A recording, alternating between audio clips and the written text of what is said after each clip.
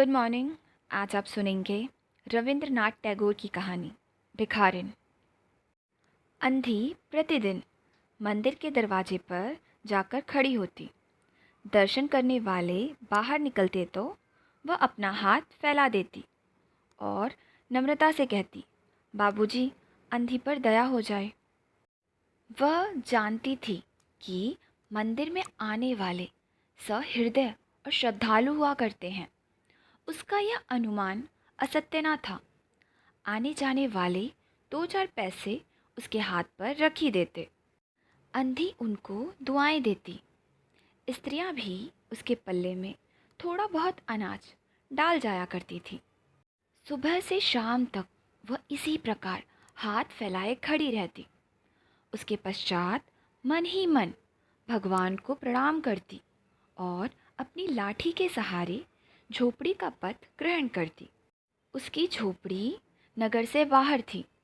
रास्ते में भी याचना करती जाती, किंतु राहगीरों में अधिक संख्या श्वेत वस्त्रों वालों की होती, जो पैसे देने की अपेक्षा झिड़कियां दिया करते। तब भी अंधी निराश न होती और उसकी याचना बराबर जारी रहती। झोपड़ी तक पहुँचते पहुँचते उसे 2-4 पैसे और मिल जाते।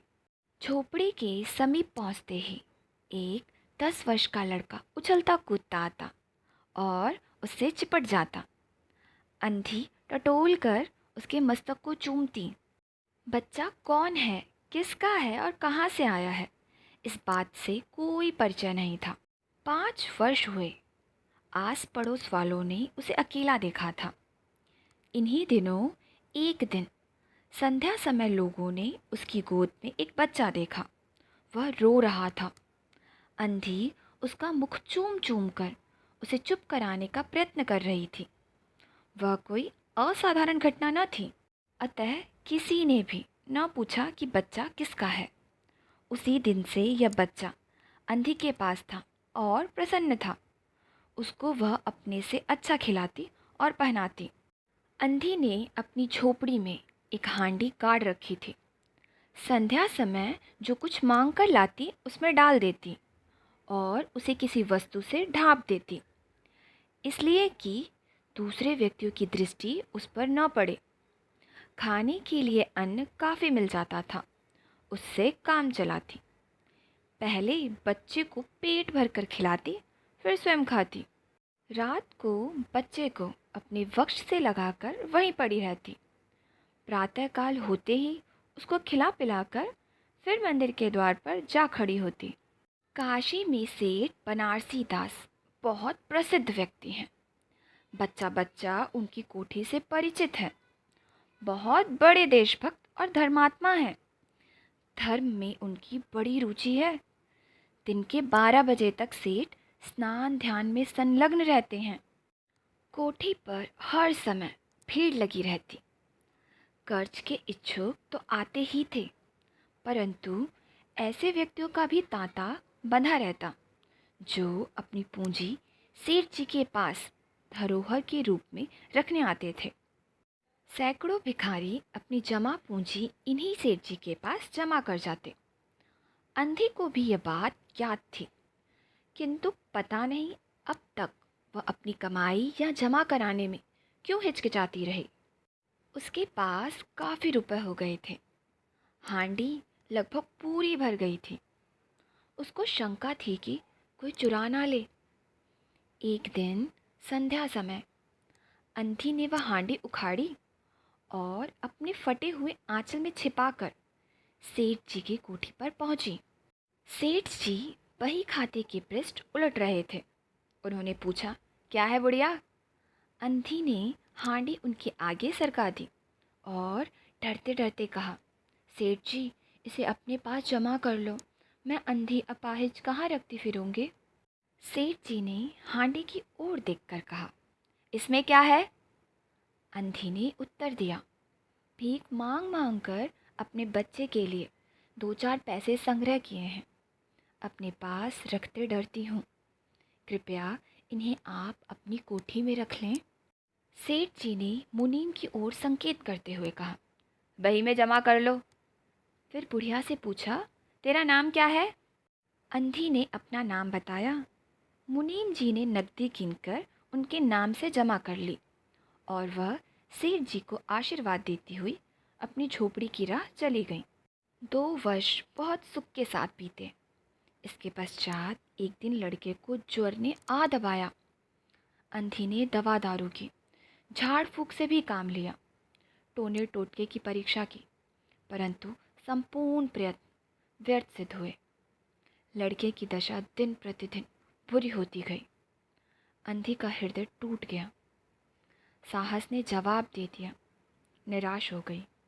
परंतु फिर ध्यान आया कि संभवतः डॉक्टर के इलाज से फ़ायदा हो जाए। इस विचार के आते ही वह गिरती पड़ती सेठ जी की कोठी पर आ पहुंची। सेठ जी उपस्थित थे। अंधी ने कहा, सेठ जी, मेरी जमा पूंजी में से 10-5 रुपये मुझे मिल जाए तो बड़ी कृपा हो। मेरा बच्चा मर रहा है, डॉक्टर को दिखाऊंगी। सेठ जी ने कठोर स्वर में कहा, कैसी जमा पूंजी, कैसे रुपए? मेरे पास किसी के रुपए जमा नहीं हैं। अंधी ने रोते हुए उत्तर दिया, 2 वर्ष हुए मैं आपके पास धरोहर रख गई थी, दे दीजिए, बड़ी दया होगी। सेठ जी ने मुनीम की ओर रहस्यमयी दृष्टि से देखते हुए कहा, मुनीम जी, जरा देखना तो, इसके नाम की कोई पूंजी जमा है? बुढ़िया, नाम क्या है तेरा? अंधी की जान में जान आई, आशा बंधी। पहला उत्तर सुनकर उसने सोचा कि सेठ बेईमान है, किंतु अब सोचने लगी संभवतः उसे ध्यान न रहा होगा।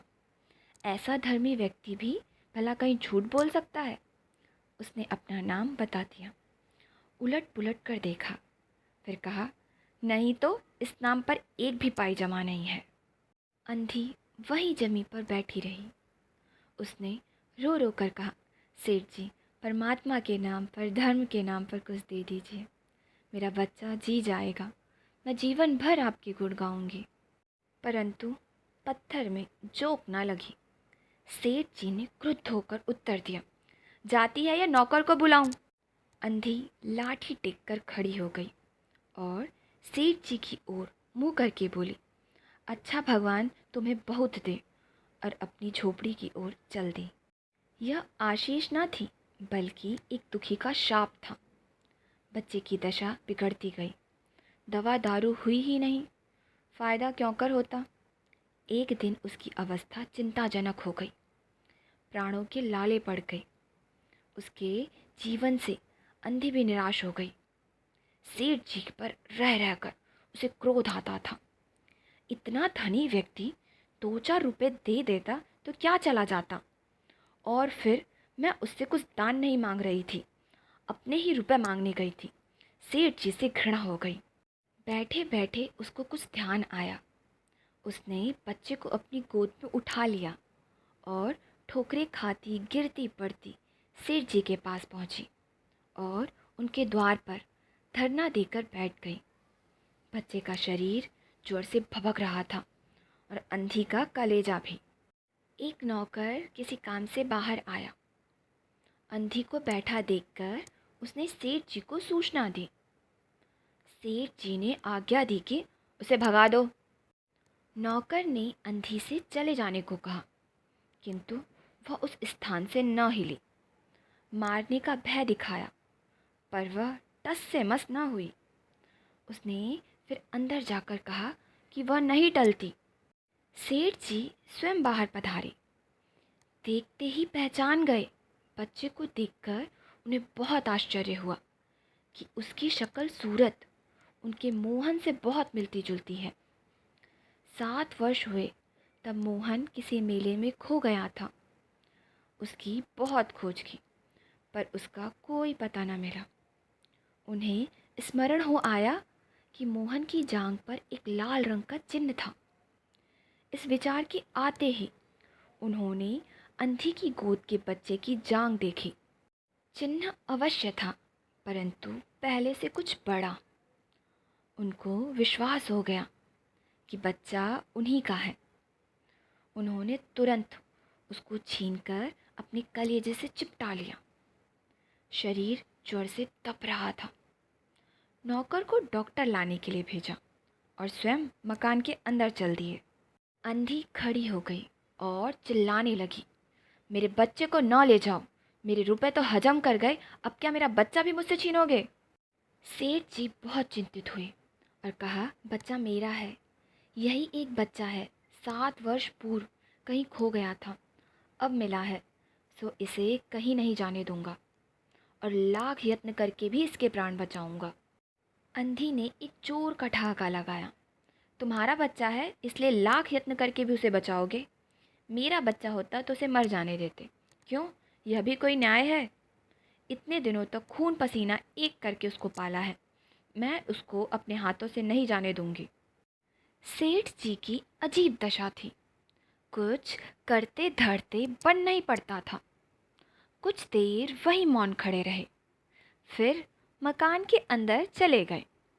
अंधी कुछ समय तक खड़ी रोती रही, फिर वह भी अपनी झोपड़ी की ओर चल दी। दूसरे दिन प्रातःकाल प्रभु की कृपा हुई, या दवा ने जादू का सा प्रभाव दिखाया। मोहन का ज्वर उतर गया। होश आने पर उसने आंखें खोली तो सर्वप्रथम शब्द उसकी जबान से निकला, माँ। चहुं ओर अपरिचित शक्लें देखकर उसने अपने नेत्र फिर बंद कर लिए। उस समय से उसका ज्वर फिर अधिक होना आरंभ हो गया। माँ माँ की रट लगी हुई थी। डॉक्टरों ने जवाब दे दिया। सेठ जी के हाथ पांव फूल गए। चहुं ओर अंधेरा दिखाई पड़ने लगा। क्या करूं? एक ही बच्चा है, इतने दिनों बाद मिला भी तो मृत्यु उसको अपने चंगुल में दबा रही है, इसे कैसे बचाऊं? सहसा उनको अंधी का ध्यान आया। पत्नी को बाहर भेजा कि देखो कहीं वह अब तक द्वार पर न बैठी हो, परंतु वह वहाँ कहाँ। सेठ जी ने फिटन तैयार कराई और बस्ती से बाहर उसकी झोपड़ी पर पहुँचे। झोपड़ी बिना द्वार की थी। अंदर गए, देखा अंधी एक फटे पुराने टाट पर पड़ी है और उसके नेत्रों से अश्रुधार बह रही है। सेठ जी ने धीरे से उसको हिलाया। उसका शरीर भी अग्नि की भांति तप रहा था। सेठ जी ने कहा, बुढ़िया, तेरा बच्चा मर रहा है, डॉक्टर निराश हो गए हैं, रह रहकर वह तुझे पुकारता है, अब तू ही उसके प्राण बचा सकती है, चल और मेरे नहीं नहीं अपने बच्चे की जान बचा ले। अंधी ने उत्तर दिया, मरता है तो मरने दो, मैं भी मर रही हूँ, हम दोनों स्वर्गलोक में फिर माँ बेटे की तरह मिल जाएंगे। इस लोक में सुख नहीं है, वहाँ मेरा बच्चा सुख में रहेगा, मैं वहाँ उसकी सुचारू रूप से सेवा करूँगी। सेठ जी रो दिए। आज तक उन्होंने किसी के सामने सिर न झुकाया था, किंतु इस समय अंधी के पांवों पर गिर पड़े और रो रो कर कहा, ममता की लाज रख लो, आखिर तुम भी उसकी माँ हो, चलो तुम्हारे जाने से वह बच जाएगा। ममता शब्द ने अंधी को विकल कर दिया। उसने तुरंत कहा, अच्छा चलो। सेठ जी सहारा देकर उसे बाहर लाए और फिटन पर बिठा दिया। फिटन घर की ओर दौड़ने लगी। उस समय सेठ जी और अंधे भिखारिन दोनों की एक ही दशा थी। दोनों की यही इच्छा थी कि शीघ्र से शीघ्र अपने बच्चे के पास पहुंच जाएं। कोठी आ गई। सेठ जी ने सहारा देकर अंधी को उतारा और अंदर ले गए। भीतर जाकर अंधी ने मोहन के माथे पर हाथ फेरा।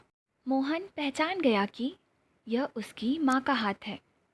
उसने तुरंत नेत्र खोल दिए और उसे अपने समीप खड़ा हुआ देखकर कहा, माँ, तुम आ गई? अंधी ने स्नेह से भरे स्वर में उत्तर दिया, हाँ बेटा, तुम्हें छोड़कर कहाँ जा सकती हूँ। अंधी भिखारिन मोहन के सिरहाने बैठ गई और उसने मोहन का सिर अपनी गोद में रख लिया। उसको बहुत सुख अनुभव हुआ और वह उसकी गोद में तुरंत सो गया। दूसरे दिन से मोहन की दशा अच्छी होने लगी और 10-15 दिन में वह बिल्कुल स्वस्थ हो गया। जो काम हकीमों के जो शांदे, वैद्यों की पुड़िया और डॉक्टरों के मिक्सचर न कर सके, वह अंधी की स्नेहमयी सेवा ने पूरा कर दिया। मोहन के पूरी तरह स्वस्थ हो जाने पर अंधी ने विदा मांगी। सेठ जी ने बहुत कुछ कहा सुना कि वह उन्हीं के पास रह जाए, परंतु वह सहमत न हुई। विवश होकर विदा करना पड़ा। जब वह चलने लगी तो सेठ जी ने रुपयों की एक थैली उसके हाथ में दे दी।